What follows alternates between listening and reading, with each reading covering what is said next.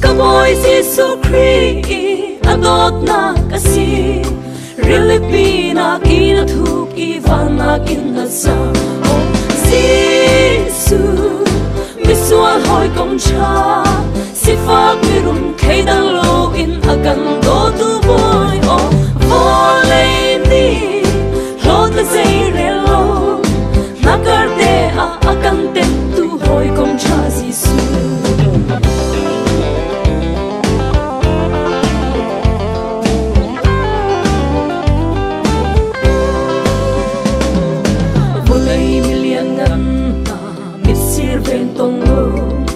Amit falai bang in akan veng peng tu Ulanau ni chole doi kan siliawa Adot nakin akan ko ipong long tu Jesu Oh Jesu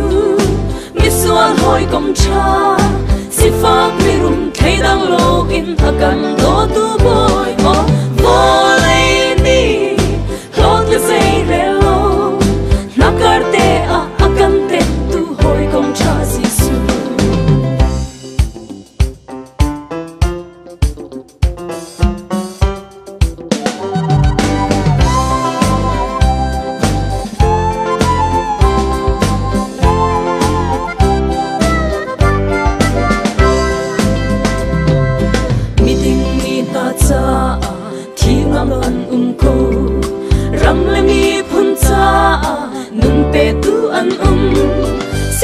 Kaboy Jesu tu amarale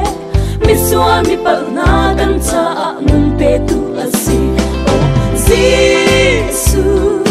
Misua hoy komcha Sifak mirum kaidang lo in agan do tu boy Oh volay ni Lod la zayre lo Nakarte a agan petu hoy komcha Jesu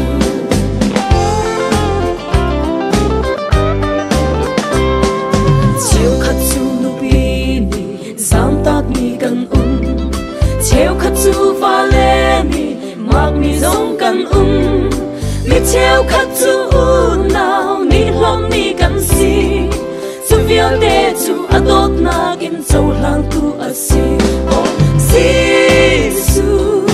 mi sual hoy komcha sifak mi rum kaidang lo in agan do tu boy Oh volay ni lod la zayre lo Nakarte a akan tem tu hoy komcha Jesu Oh Jesu Misual hoy komcha Sifak mirum kaidang lo in akan do tu boy Oh volay ni Lod la zayre lo Nakarte a akan tem